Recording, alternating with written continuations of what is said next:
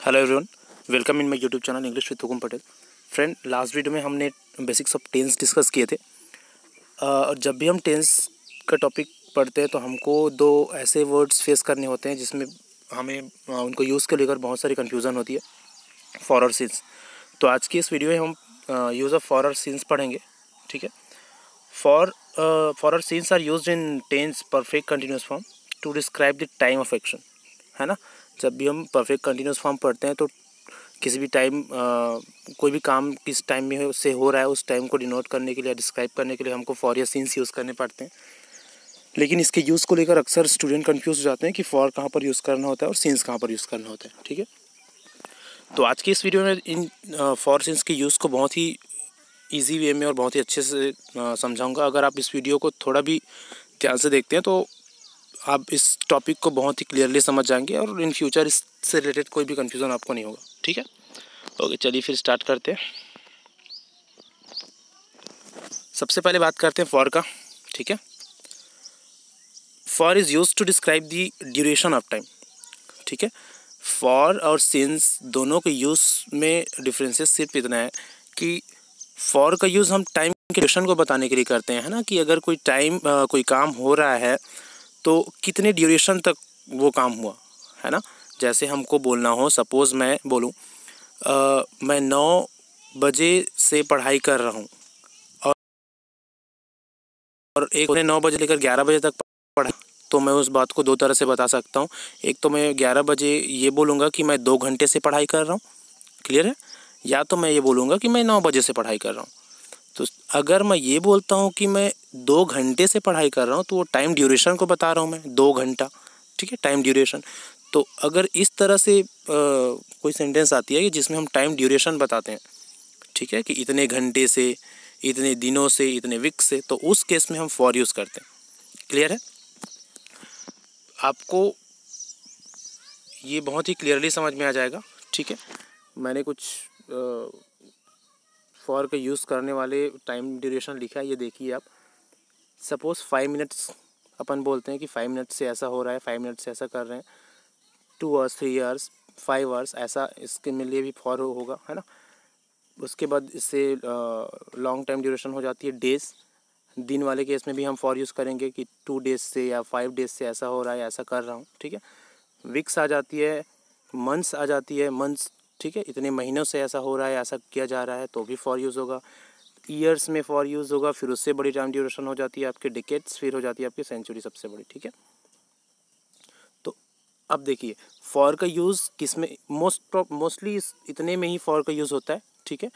अब फॉर का यूज़ आपने जान लिया, इन सब में फॉर का यूज़ होता है, तो फिर इसके अलावा जो भी टाइम को डिनोट करने वाले वर्ड्स आते हैं उसमें सिंस यूज़ करोगे आप। ठीक है। तो इसको समझना बहुत ही ईजी है।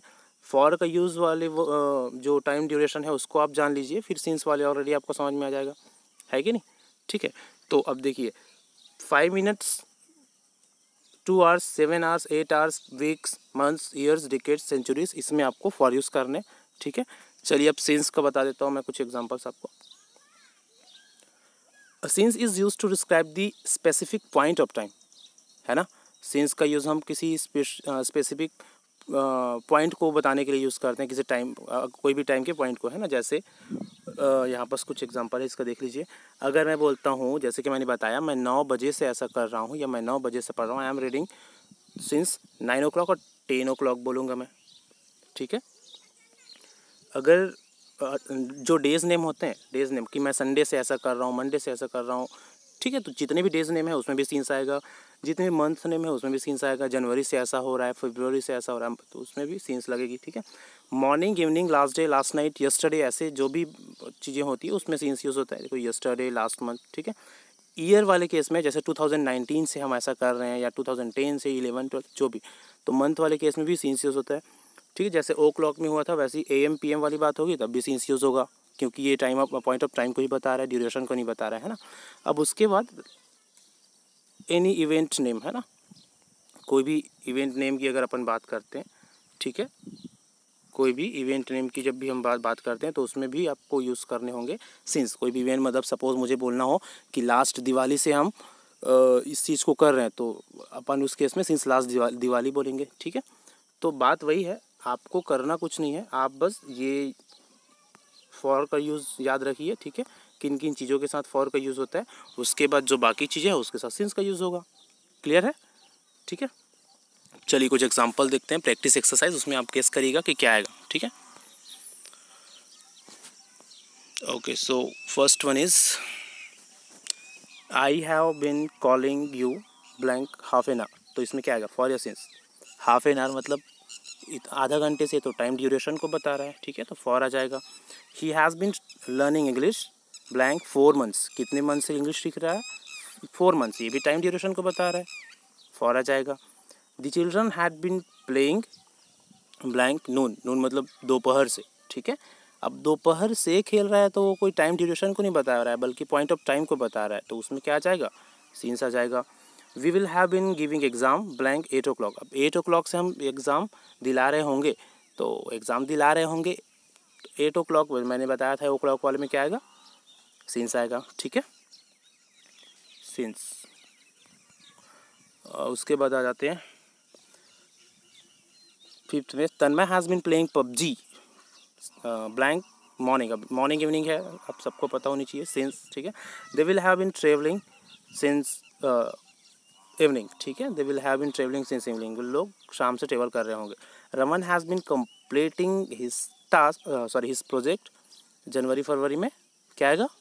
सिंस आएगा। ठीक है, तो रमन जनवरी से अपना टास्क कंप्लीट कर रहा है। ठीक है, we have been celebrating this festival blank 2 decades। अब मैंने डिकेट्स का बताया था, तो डिकेट्स मतलब इतने दशकों से, मतलब वो क्या बता रहा है? ड्यूरेशन को बता रहा है, तो फॉर आ जाएगा। ठीक है, she has been coming on time blank last Sunday. अब लास्ट संडे से वो टाइम पे आ रही है, तो क्या आ जाएगा? फॉर की सीन्स आएगा। ठीक है, he has been looking strange. वो स्ट्रेंज लग रही है, कब से? लास्ट वीक से। अब लास्ट वीक से तो ड्यूरेशन को बता रहा है कि पॉइंट को बता रहा है? पॉइंट को बता रहा है, तो क्या आ जाएगा? सिंस लास्ट वीक आ जाएगा। क्लियर है? तो इस तरह से इस टॉपिक को आपको समझना है।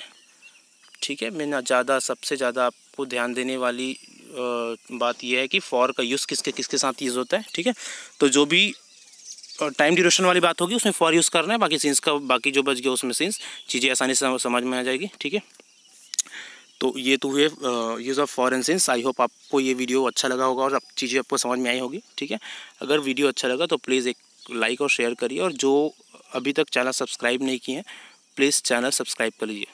Thank you so much.